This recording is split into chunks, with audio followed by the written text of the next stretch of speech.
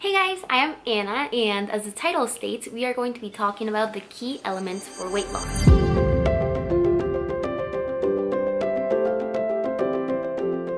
So weight loss is all about food and exercise. It is important for you to find a physical activity as well as a healthy lifestyle that you love so much you can keep up for the rest of your life. What works best for me is weightlifting, a healthy vegan lifestyle, and a little bit of cardio. None of these things are key to weight loss. Why? Because what you eat doesn't matter. Eating fewer calories sustainably is what matters. And then you might like swimming, or you might like jogging, or boxing, or ballet, or dancing, or walking. Your interests might differ from mine. So you need to figure out what you like, what works best for you, and then do that. Whatever you choose as your physical activity doesn't matter, but physical activity is important for weight loss. So now that we talked about different lifestyles, we are getting into the core practices needed to thrive. I believe that these key elements to success are willpower, discipline, consistency, and motivation. Starting with willpower, I looked up the definition and it says that willpower is the ability to resist short-term gratification in the pursuit of long-term goals.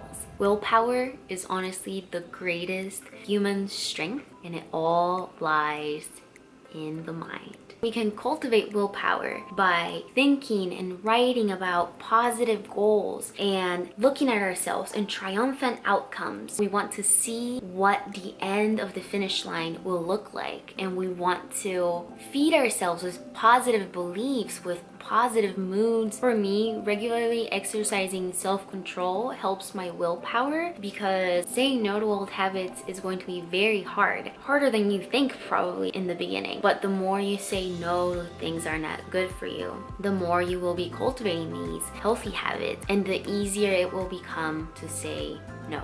I think most of us are even able to reach a point where saying no becomes easier than saying yes. So willpower is all about training our minds, gaining self-control, and taking action through the journey. Then we have discipline. For discipline, it's important to know where you fail. You gotta remove the temptations, and you gotta incorporate new and easy, healthy habits. My personal failures come from skipping meals. My greatest temptation is snacking, and my simple solutions have been meal prepping and obliterating snacks from my home. The reason why we fail is because we always want immediate gratification. I want that bag of chips. I can open it and I can smell it. You can taste it in your mouth and you can feel happiness right away. Saying no is hard because there's no benefit that will materialize right in front of your eyes from saying no. The same way that if you say yes, bag of chips is right there.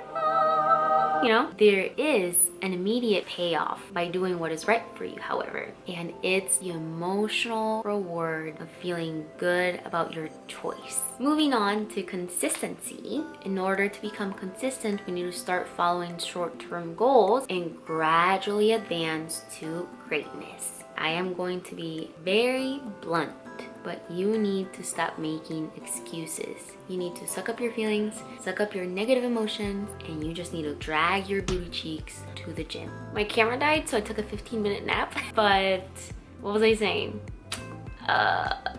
For my final points on consistency, we need to train ourselves to be doers. And we also need to create a workout plan that is easy to follow. You can literally grab a notebook, or nowadays almost everyone has an iPhone and our iPhones have notes. And there you can write down what you are going to be doing. I used to use a notebook too, but now I use my phone because I can literally just copy and paste things. I go to the gym 5 times a week, and for example, I'll do chest day on Monday, and that's a constant workout that I have been doing for the past 14 weeks. This helps me track my progress in strength because there's no way I can remember what I did the week before. I can barely remember what I had this morning for breakfast. So a planner really helps. And always remember that you need to be taking baby steps. You can start by telling yourself or writing down that you are going to be walking for 15 minutes twice a week. And then you're gonna be jogging for 15 minutes twice a week. And then 15 minutes is going to become too easy, so you're gonna up that by 30 minutes, or you're actually gonna start running. I don't know, but you need to start with little things that will get you to where you want to be. Literally everything about an active lifestyle is going to be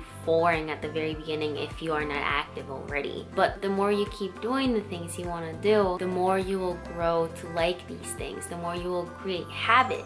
Science even says that whenever people keep doing things, and even when we keep watching certain commercials, we start growing affection for those things. And I'm sorry to bring up the commercials, that's like completely different tangent, but that's why businesses work so well. You know, they create those cringy little songs that we can't stop singing. Constant exposure and stimulus will eventually generate mild affection for our training, and that is what we want. We want to create this affection for these good things that will one day become permanent habits.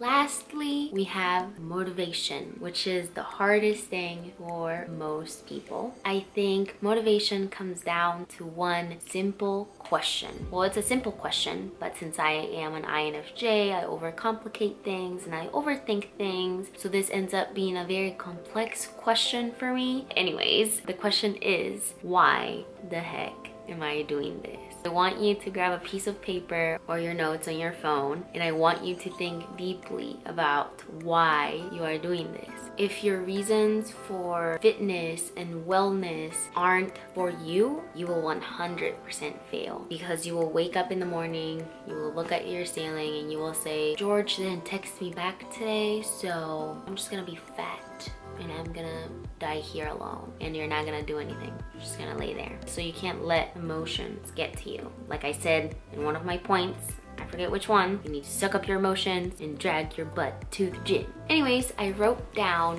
why the heck I do what I'm doing. I thought that it might be motivational to share why I do what I do with you guys, and have in mind that I am no longer a noob. So I have been going to the gym for 9 months at this point, and I have lost 46 pounds. So I am not at the beginning of my journey. I have tasted and seen rewards. So my answers are going to be a little bit different than yours, but I hope they are inspiring. Okay, so I hope you guys don't mind me reading, because I have all my little thingamajigs written down right here. Number 1. I am doing this because when I train, I feel as though I have an unbeatable mind, giving nothing less than everything.